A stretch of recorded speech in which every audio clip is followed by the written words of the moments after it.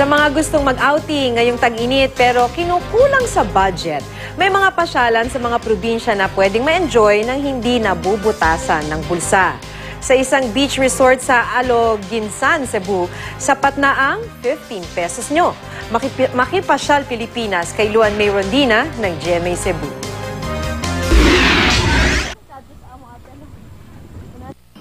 Isang kilometro mula sa main road ng Aloginsan, Cebu, matatagpuan ang isang tagong paraiso. Pagdating mo pa lang, mabibighani ka na sa pinong buhangin sa beach resort. Napapalibutan ito ng mga puno, kaya naman talagang presko. At para ma-enjoy ang beach, magbabayad ka lang ng 15 pesos. Ay, napakaganda talaga ng lugar. This is so amazing.